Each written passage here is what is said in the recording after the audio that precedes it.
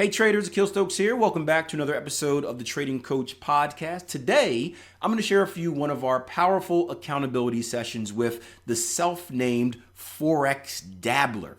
This is a trader that is tired of taking the normal 9 to 5 route, tired of the banking life, and is looking to use Forex and really the skill of trading as a way to create his perfect lifestyle.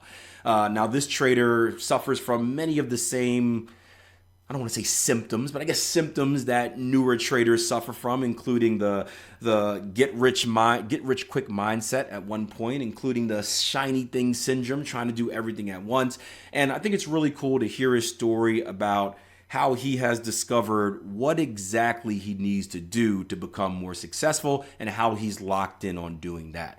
And that's really the brilliance of these accountability sessions. It not only puts yourself out there to our community and allows you to connect on a much more personal level, but it makes you think about your path to success. It makes you think about, hey, what do I want to achieve? When do I want to achieve it by? And what do I have to do in order to get there? So I hope you guys enjoy, and I hope you guys get something out of it as always.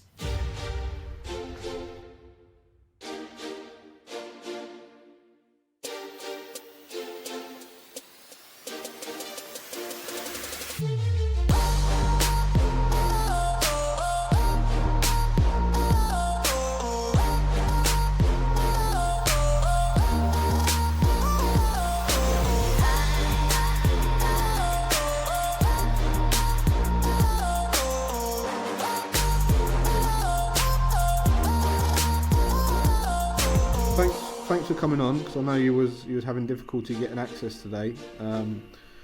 Just I know you've been dabbling in trading for a while and sort of stalking it from afar, and just be interested to hear a bit about your journey leading up until, well, before trading really. So who are you, where you're from, what you do, and start there. Okay. Just put in the chat if you can't hear me. I'm as close as I can to the microphone. Perfect, excellent. Hello there, everyone. My name's Ian McIver. I, as Jay says, with two eyes, of course, with two eyes, and not two surnames, Jay. I've been a dabbler, as I believe I was referred to, as well as a queen. Been dabbling for some time in the sort of Forex industry, let's say. I take you back to the beginning. Left school, was doing A levels, wasn't getting on with school. Mum and Dad said, "You're not leaving until you get a 9 to 5 job." So standard sort of education process. Mum and Dad sort of pushing me into a 9 to 5, get something that's stable. So I joined a bank, worked there for 10 years. Was a bank manager at the age of 25. Moved on from there into selling. It was a passion of mine, selling cars. I was in recruitment, then went into broadcast equipment. Eventually bought a business.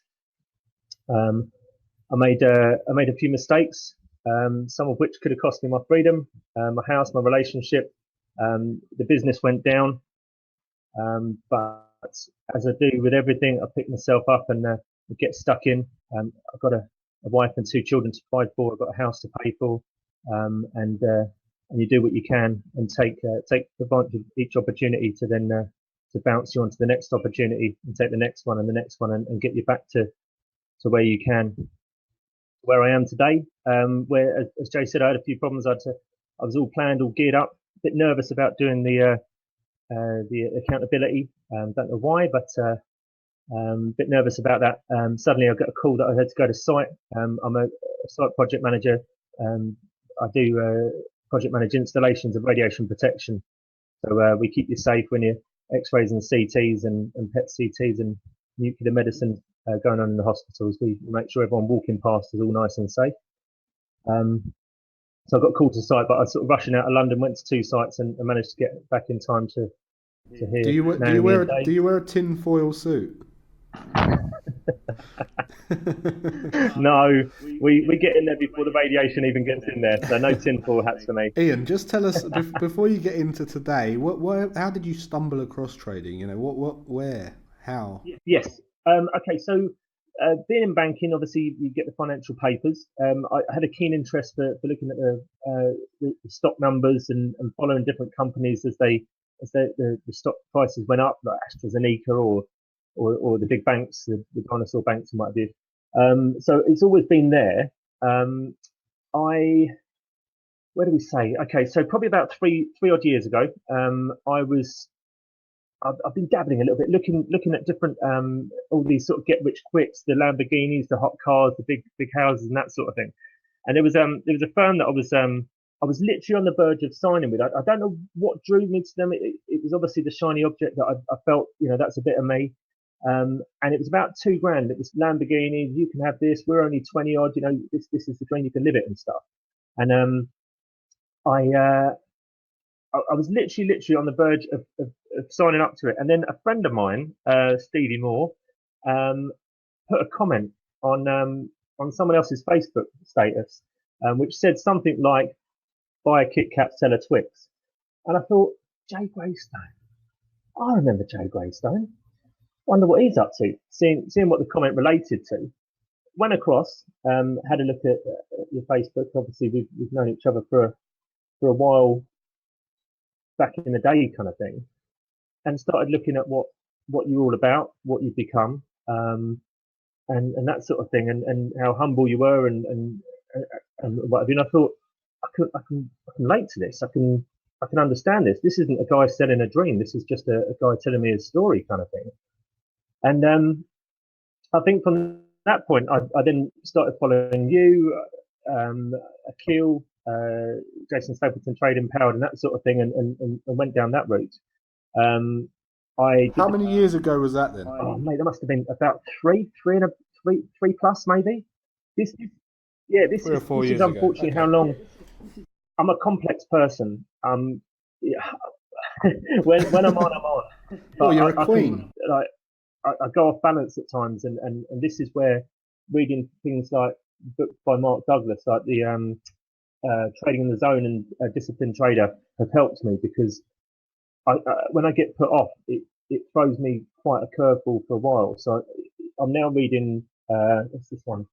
The Power of Self-Discipline by Brian Tracy. No Excuses, and it's a cracking book, and it's just helping me with the flaws that I've got in my life that I want to change to sort of steer me in the right direction, both in a personal life and a business life. But yeah, I joined Trade Empowered, did the basics course, got a notebook out of that, and started thinking. And I thought, this is a bit of me. And then Tier 1 obviously started up, so I was like, I followed Jason, I followed Akil into Trade Empowered, so I'm all over Tier 1. And then I did when you first started, you guys you did an emergence, like 3 or 4 day, was it 2 or 3 day in the first January? I'm sure you did an emergence sort of online webinar. So I did that. I got I followed that through. I think you talked about the FTB and what have you there. I wrote down what I thought was the right information. And I thought, right, I'm ready. I'm going to go and back test. So all I've done is a small, tiny corner, almost a cornerstone equivalent. And I thought, right, I'm ready to get into this. So I wrote my notes down. I got my 2 laptops ready, headphones in, Excel sheets up and what have you. And I was going through it, and I didn't have a clue what I was doing. I didn't understand everything about it. I was logging details and what have you. And I think I might have sent you an email to say, look, I've worked out, the FTB isn't profitable for me, but now I've re-looked over the video. I've realised that 2 minutes 17 seconds into it tells me that, I'm looking at this instead of that, and what have you. And then the worst thing about it is that I then spent hours back testing this more and more, and I was like, yeah, this is it. I can understand this. This is working well. And then my spreadsheet got some sort of error, and I'd spent, I don't know, 20, 30 hours back testing this thing, and it got an error, and it wouldn't open, and it was corrupt. And that mentally just mashed me. And it was at that stage that I thought, right, I'm not ready for this, because if I lose the trade, I'm not ready to look at this in the from a business point of view, from a, ups and downs kind of thing. So I started reading Mark Douglas's book to try and get my head in the right mindset as such. So how have you found the sort of immersive approach around sort of surrounding yourself with the right people and reading the right books and kind of listening to the podcast? Has that helped? Initially, when I was told that I was doing it all wrong, it wobbled me a little bit, as we know from the Emergence Live.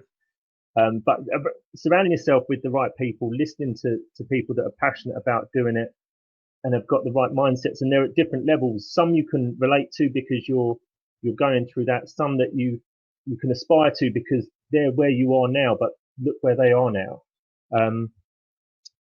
So it's been brilliant going to the Emergence Live. Obviously, Andy Wilson and I, hi Andy, had discussed this at the end of last year about getting involved with Tier 1.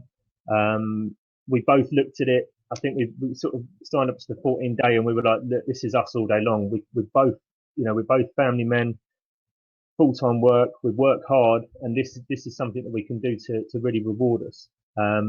So since then, I started the year, Cornerstone Foundation, wasn't getting it all as much. So I've now, since we had a chat, gone back over that, and now I've completed both the Cornerstone.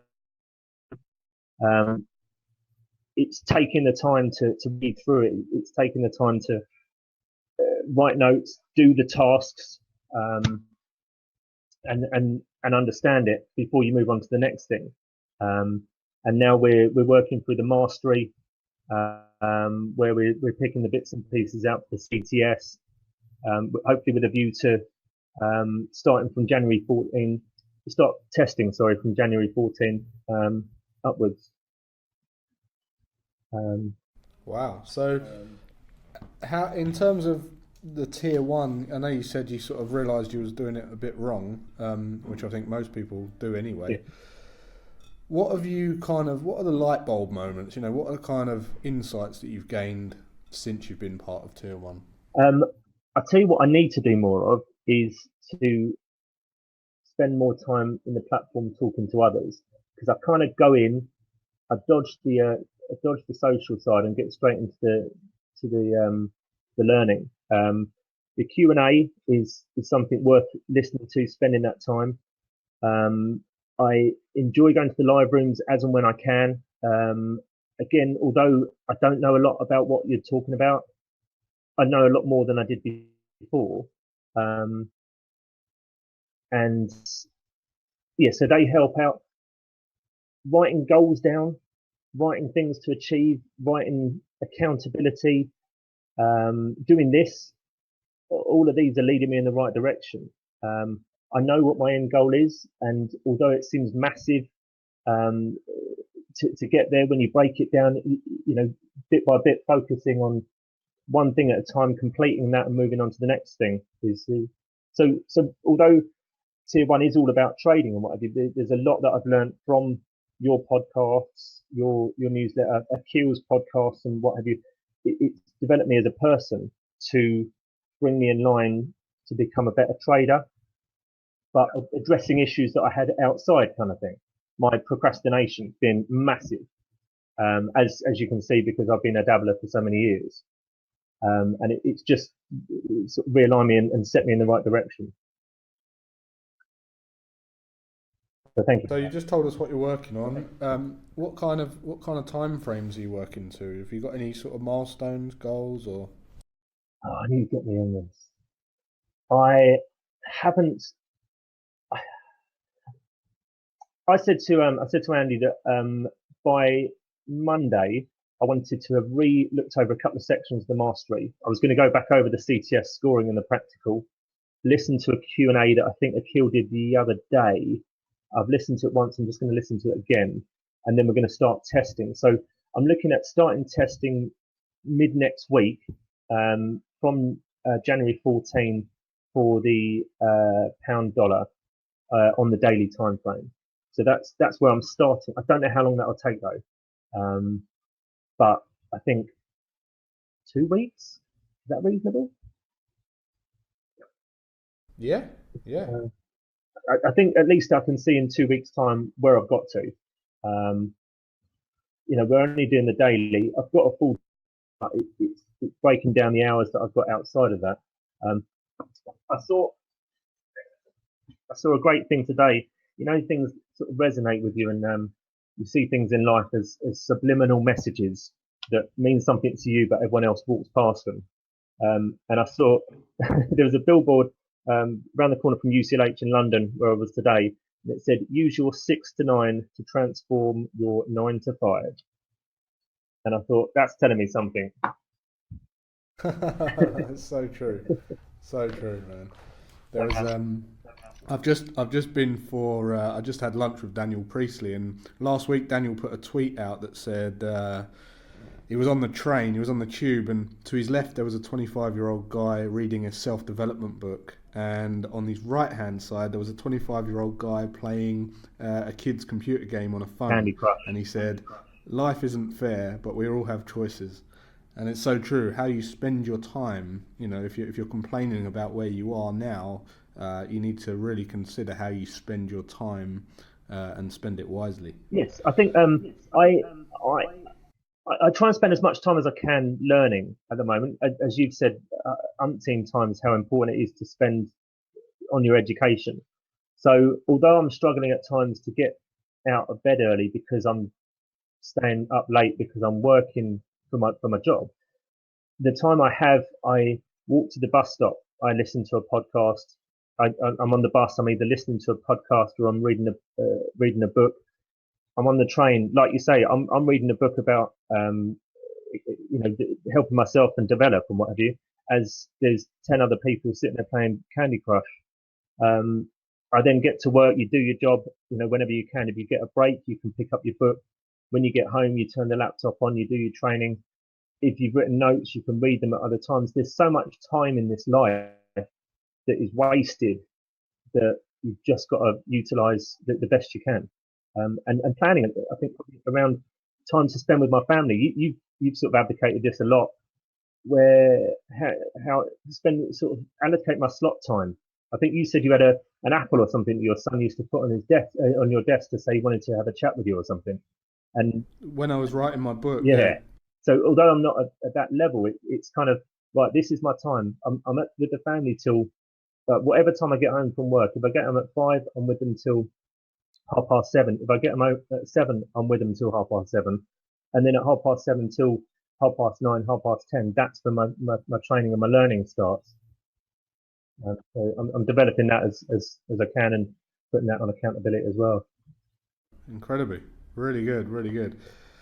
All right, so just to kind of finish off, obviously you're going to come on and book in again, no doubt, because you're on there now. But what's the advice you would give to you when you started, and if you've just come into this platform, someone listening to this session who is in your position, what advice what are the key, the major keys that you'd give to them? I would say plan your time, and use it wisely to follow the steps of the sessions that are available to you. I'd get involved in as much as you can, but just to follow. No, in fact, that's a lie. I wouldn't do that. I'd say plan your time and work through the first two, the cornerstone and the foundation first. If you get a chance to chat to other people on the platform, then all well and good. Say hi, have a conversation, because there's some very, very helpful people and very educated people there. But take the time to work through the steps of the cornerstone and the foundation, and don't be afraid to start it all over again until you've got it and you can explain it to others. Very, very good bit of advice. Don't be afraid to start it again. In fact, I would encourage people to start again, even if you don't feel that you need to, because I guarantee you, every time you watch a film, you'll pick something out of that film that you didn't see before, and you didn't even know it was there. And a lot of the times in trading, it's something very, very small but very, very fundamental. And if you've missed it, it's gonna kick you, and it'll end up biting you in the long run. So I encourage people to go and watch that again. So great advice there, Ian. So I look forward to hearing from you again. Yes, thank you for having me on. Have a nice weekend. Thanks for coming on. It's appreciated. I look forward to, I've spoken to a few of the guys, Naomi and George in particular, and Latch at the Emergence Live, and just if you go to these events, or you see these people are so helpful. They're so it's nice to be in an industry where, or to be in an area where people want to help you and want to help you grow, and they don't want to see anyone fail. You've got questions, they'll answer them, they'll help you, they'll guide you. And I see a lot of people that comment that are doing the same. So it's a great place to be in a real good community there. Good stuff, mate. Well, have a nice weekend, and I'll see you inside the platform. And if you've got any questions for Ian, make sure you put questions below the video. Reach out to him in the chat, and I'm sure he'll be more than happy to share anything else with you that he's learned along the way himself. So